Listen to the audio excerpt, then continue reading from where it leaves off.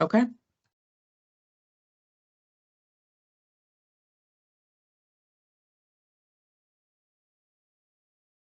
Good morning and welcome to the pre-proposal conference for RFP 22 FY24 for Educational Interpretation Services. I am Hamid Hamidi and I am the Senior Procurement Specialist for Arlington Public Schools.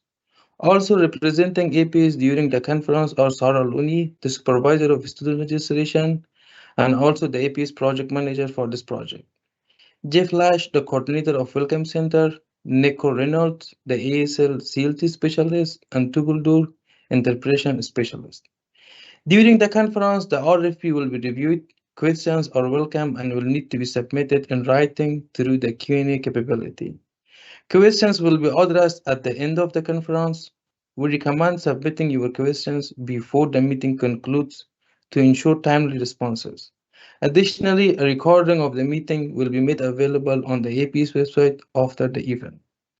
It needs to be emphasized that even though this conference is provided to help offerers gain a better understanding of this requirement, it remains the offerer's responsibility to be familiar with the contents of the RFP and know what information is required to be included in a proposal submitted in response to this RFP. I would like to thank those attending for your interest in this AP's requirement, and with that, I will now review the RFP. The RFP 22 FY24 is for educational interpretation services. The due date for proposal is February 17, 2024, no later 11:59 p.m. Sealed proposal shall not be received in response to this RFP at Cyphers Educational Center through mail, express mail, or in person, but will do so instead electronically through a secure cloud-based file sharing platform. Firm wishing to submit a proposal needs to submit the requested information in tab 1 through 6 through the platform. A link to the platform is provided under the consultation of AP's procurement webpage. To assist the offerer with its proposal submission, the screenshot of the step required to submit a proposal are attached as Appendix H in this RFP. For a proposal to be considered for award, the proposal shall be received by no later than 11:59 p.m. on February 13, 2024. Proposal received after the proposal due date shall not be considered. And also, the system will not provide a confirmation that the proposal has been received. However, if offerer want to confirm the receipt of their proposal, they can contact me through my email and phone number. This is a link to our current solicitation webpage where you can click and it will take you to the current solicitation page of APS. Minutes of this conference, including all the questions and answers presenting at the conference, will be issued in writing through the procurement office, through an information or as an addendum. Questions you may also submit the questions after the meeting, and all those questions must be submitted to me and Dr. Darrell Sampson by no later than 5 p.m. on January 31st, 2024. This RFP will only be changed by issuing an addendum, and APS procurement office will issue all addendums in EVO and procurement office webpage. Offerer must confirm the receipt of addendum, else their proposal will be deemed non-responsive. They can do so by signing the addendum and submitting the addendum with their proposal, and also by providing information here, an initial here. In addition to addendum, information item will be provided to provide additional information to offerers to prepare their proposals. If your proposal has any trade secret information, please select the one of the option here, and also the SCC number should go here. Please confirm your department status by checking one of the option below. And also here you can provide information about the type of your business. This RFP is issued for 3 categories, and the offerer can submit a proposal for 1, 2, or all categories. So it is not required for an offerer to submit a proposal for all categories. They can submit only for 1, 2, or all of them. Please check Please select one of the options for which you would like to submit a proposal. And this is the criteria that how we will select a contractor for an assignment once the contract is awarded. Please provide the legal name of your your company here, and also make sure to sign the proposal by an authorized person of your company. This is the table of content, and now I will the special provision. Now I will take the floor to my colleague Jeff to provide you with an overview of the requirement and give you an overview of the scope of work. Jeff. I was muted. Thank you, Mr. Hamid. Thank you very much for the introduction. As a large school district in Northern Virginia, with about over 30,000 students, we are faced with the need to provide interpretation services for many of our families and stakeholders, staff members included, for student support team meetings, for individualized education plan meetings, for large school events. And for different varieties of reasons, we have the need to provide language interpretation services. We do break those. Those jobs, interpretation jobs, into two major categories. One being consecutive. We know it as consecutive interpretation, which is typically the mode that is used in smaller meetings, student support team, into IEP meetings, where you have a smaller group of people, possibly legally compliant documents that are involved. Need for what's the word I'm looking for? Everything to be kept. Blanking on the word, but the need for professionalism in that regard. The other main type of interpretation we do is simultaneous, which is the type that you would associate with events like, for example, United Nations, or large events where you have people receiving real-time interpretation of a speaker who's maybe on stage through headsets. And so you can have multiple people, multiple groups receiving interpretation real time. And that's called simultaneous interpretation. And that requires a different skill level, different really physical effort, and it's a different type of interpretation job.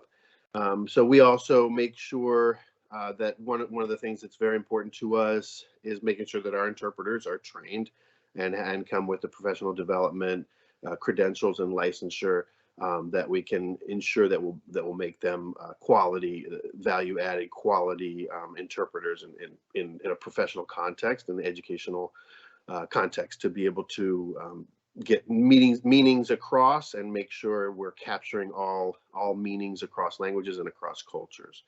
One thing that we wanted to point out is that in Arlington, we do have 4 predominant languages based on the number of families whose home language is either Mongolian, Amharic, Arabic, or Spanish, and those are our main 4 languages. That said, we do have a lot of other languages that come up needing language interpretation: Pashto, Urdu, Chinese, Turkish, a lot of languages that from time to time we do need interpretation services to be provided in. And I think that's a pretty brief, hopefully, overview of our need for spoken/world language interpretation. And I will pass the proverbial mic, or the virtual mic, over to my colleague Nicole Reynolds, who's going to talk about some of this, our needs and our services specific to ASL and CLT. Thank you, Jeff. In our ASL and CLT services section, I'd like to emphasize a few points. You'll notice one of the things here is most assignments consist of a 7-hour school day and might require more than one interpreter. This will vary depending on need and number of clients being provided services for. As we scroll down, you'll see we also are establishing this expectation that all interpreters will meet the Virginia Department of Education's requirements for providing services as a qualified interpreter or CLT. We've listed those here. As we keep going, you'll also see a reference to, let's scroll down a little bit more, please. Thank you. You'll also see we are requesting the interpreter certification be included as part of the confirmation so that we can verify the interpreter meets the minimum qualification as established by the Virginia Department of Education. As we scroll down some more, anytime there's a concern with an interpreter not providing qualified services, we will alert you and request a replacement for that interpreter.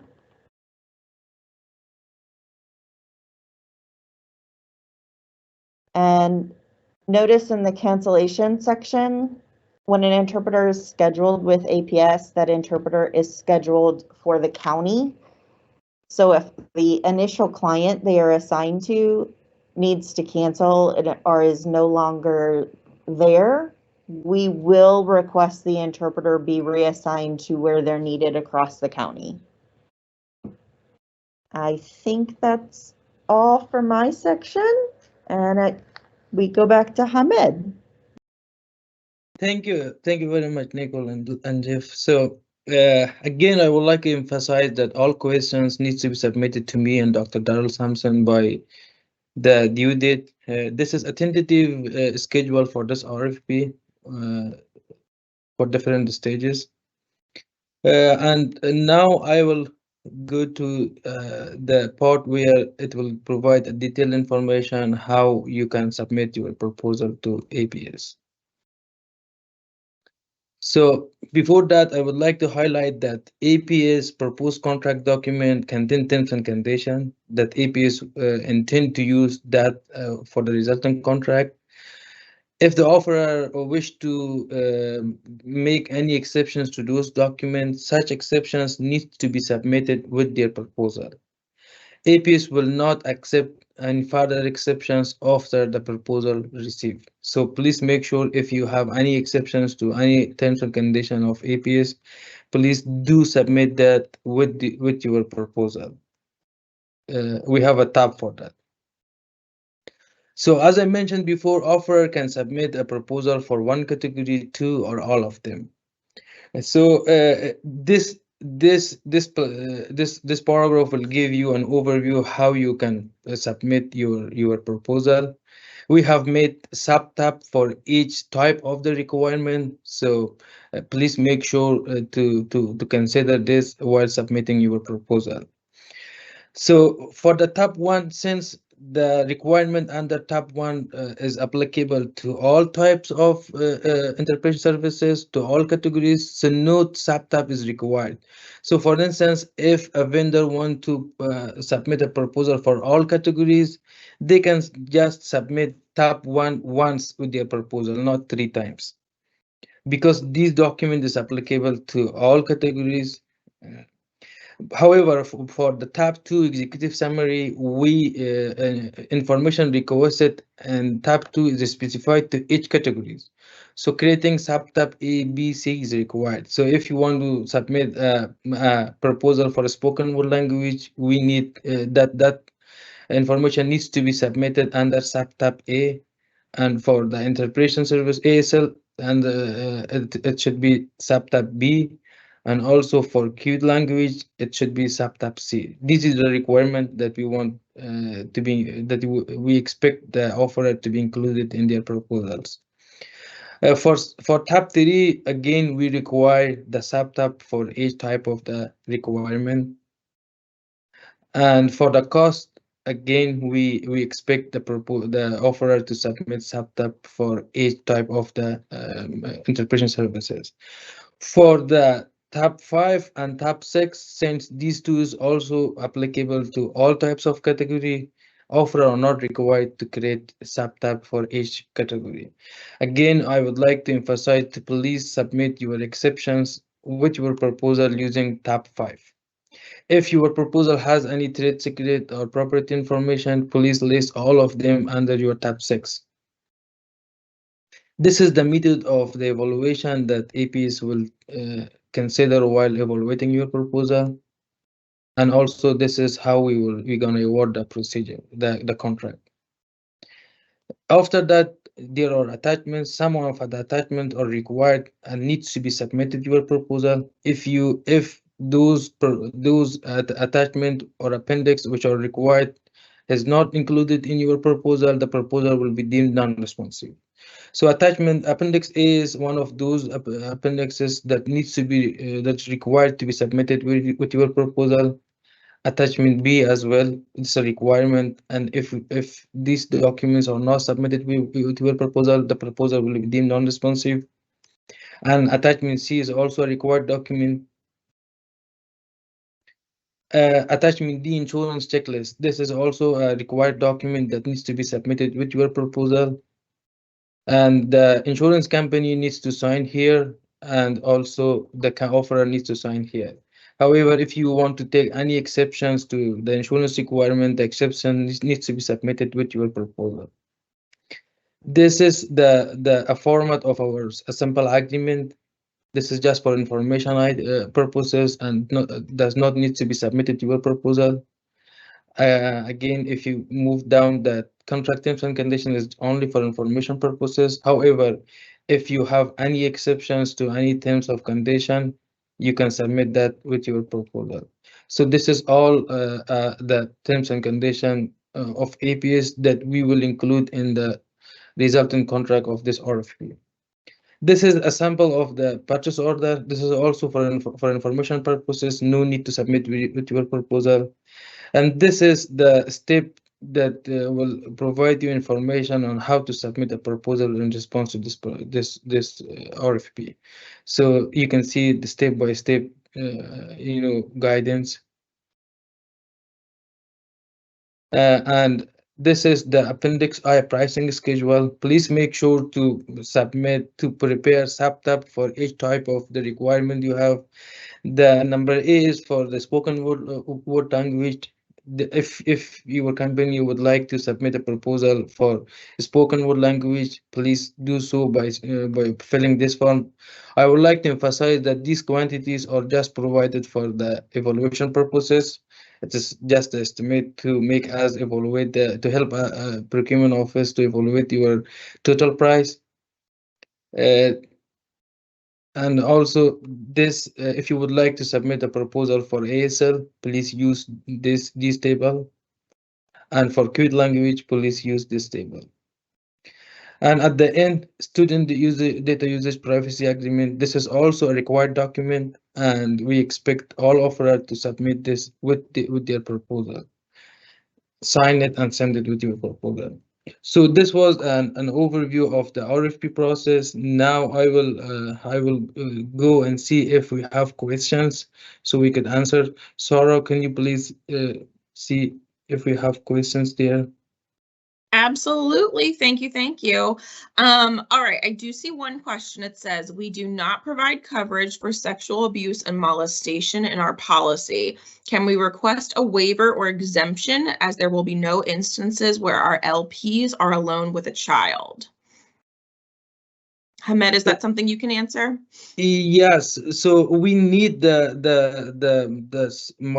sexual abuse policy. However, if you would like to take an exemptions on that, you can take, and we can negotiate that during the negotiation. But since the interpreter will have direct contract with the student, that's a requirement for us. We need all vendors to have coverages for sexual abuse.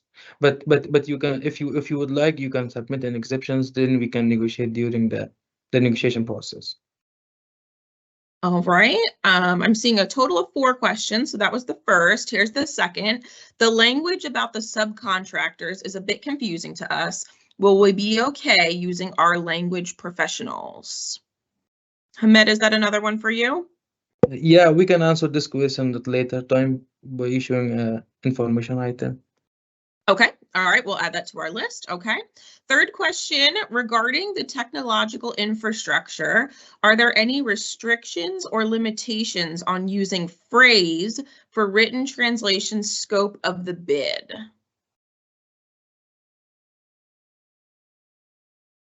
I'm wondering who might be best to answer that question.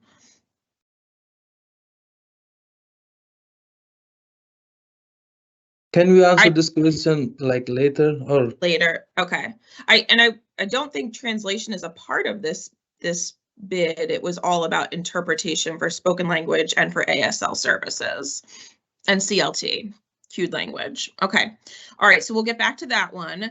The next one is, can you explain the breakdown, hours, days, and weeks on the pricing sheet? Hamed, I think that's a question for you. that breakdown is only provided for the evaluation purposes. So that's just an estimate that we will use that based on the, to evaluate your total price. So we expect all offerer to provide prices on hourly basis, on day basis, or on week basis. So that's just for an information purpose. Okay, But we thank do, you. but we do expect offerer to submit pricing for all categories. If you put like 0 against any of them, it means that you will provide the services with no cost to ABS. Perfect. All right, our next question, can we provide a direct certificate of insurance, COI, instead of the insurance portion listed on this RFP? Hamed. You can do so. You can submit a COI if your broker allow us, but the COI needs to submit the requirement set in the RFP. Okay. All right, I think this next one might be for Tugaldor or Jeff. Do you have an idea of what annual volume looks like for over the phone and video remote interpretation? Volume. So just to break that down into a couple pieces, that we do use another we use another vendor for phone for the real-time phone interpretation. We do have we also have the opportunity for our current vendor, to use virtual interpretation. I'm not sure if I'm getting the question. It sounds like, I guess, like, how many do you anticipate? How many over the phone? Yeah. Like, so that again, that would be tough to parse out. I mean, just in terms of overall volume of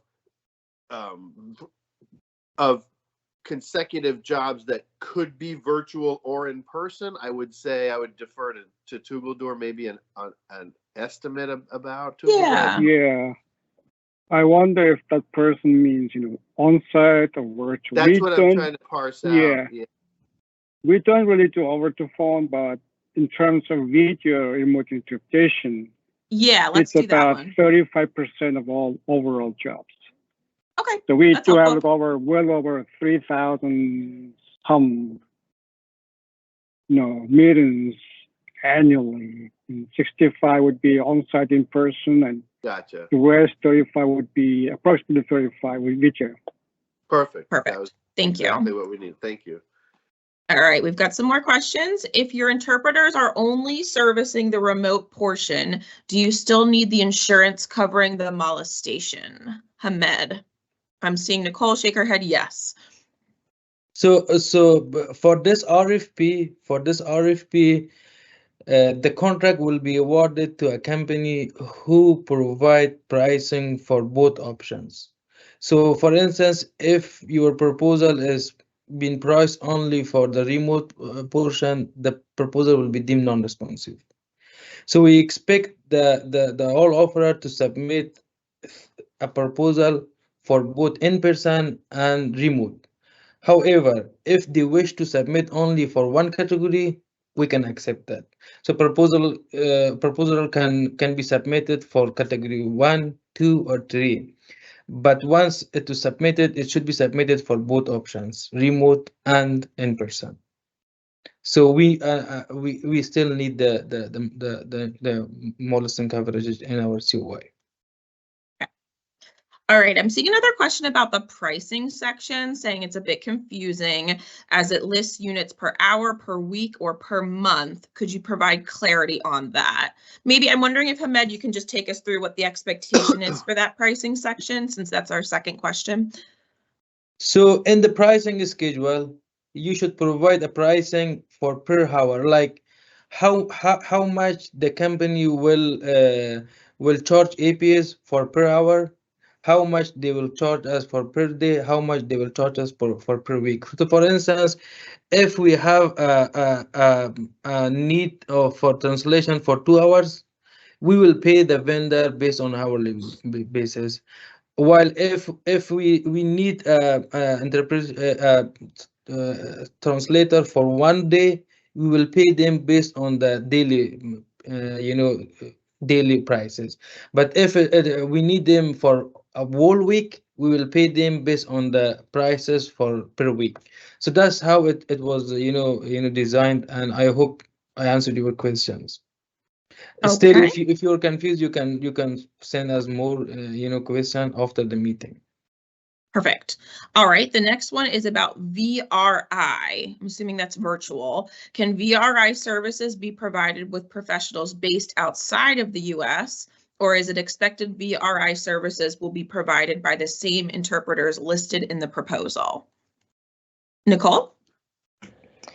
Hi, Tiffany. Thanks for the question. For ASL and CLT services, we very rarely need remote or VRI services. So, and the professionals must meet the qualifications as put forth by the Virginia Department of Education, regardless of whether it's in person or remote. So it doesn't matter where they're based. If we are requesting remote services, they still have to meet the minimum qualifications. All right, thank you, Nicole. All right, the next one goes back to the pricing sheet. We don't offer pricing per day or per week. How would you like us to show that we only offer by the hour/minute? Hamed? So I think it's easy. If you can provide the hour, you can multiply our daily basis prices based on 7 hour. You can multiply that by 7 hour, and it will give you the 1 day, and also you can do it for week. But that's the requirement. We need the prices for hourly, daily, and also weekly. So some vendor may give a discount on the daily basis and weekly basis. That's their decision, but that's a requirement for the RFP. Okay, thank you. All right, our next one, Tugaldor or Jeff, this one is for you. The list of non-core languages is extensive. It may be difficult to gauge this, but to what frequency are these languages expected?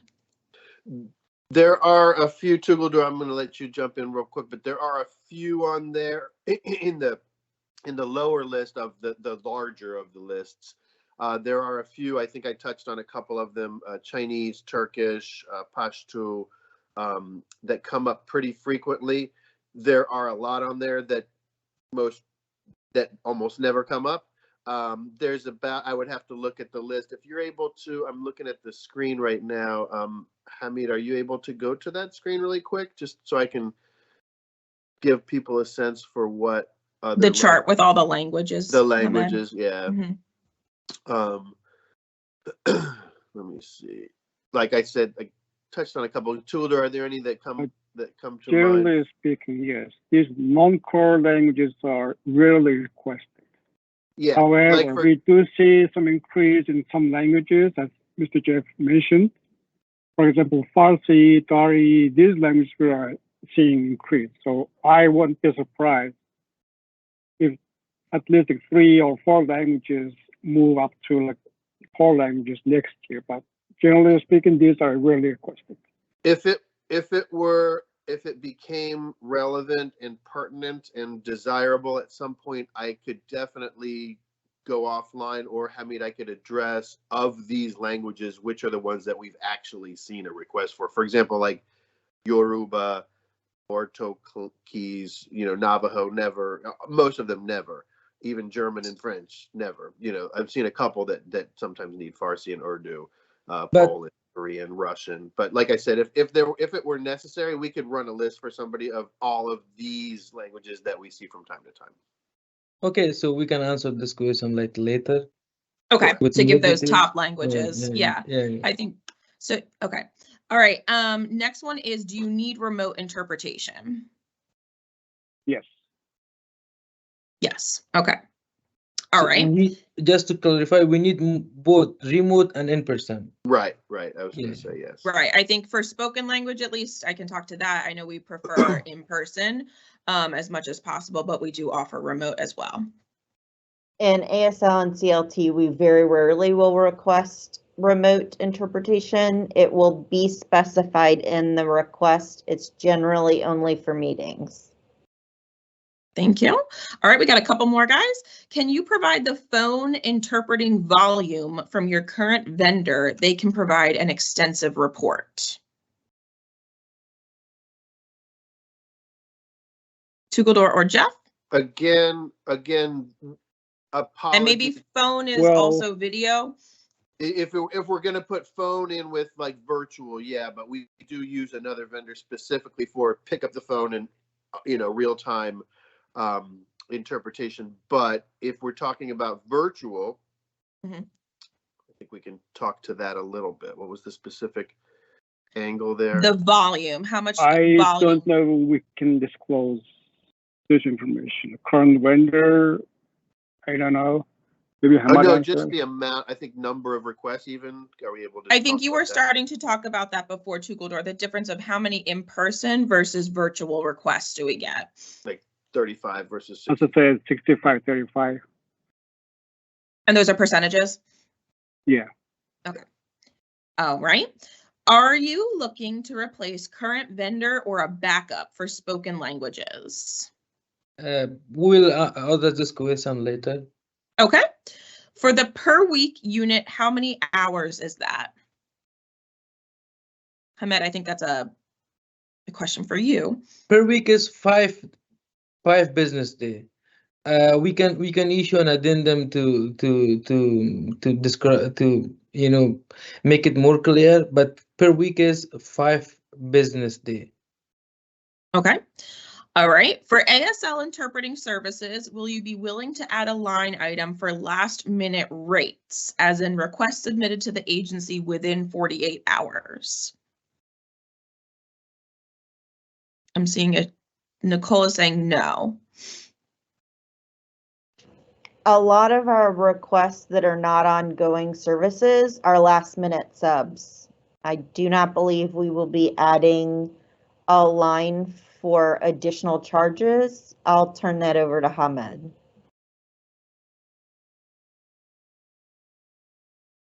So we can discuss this later and provide an answer. Okay. Yeah. All right. The next question, can you please inform us who your current incumbent service provider is? I believe the answer to that is no. We are not able to disclose that information. Actually, they can look at the current provider in our website. Okay. However, yeah. This is Okay. Okay, perfect. Can you provide the phone interpreting volume for your current vendor? Oh, I think we already saw this one. This is not something that vendors can typically stop you from sharing. Was added to that. I think we can get to that later. Okay. All right. And then the last one was something about the per week unit being clear to this person now. Awesome. Great. Glad we answered that question. And that's it. That's all I see for the Q&A. Thank you. So there is no question in the Q&A. I think with that,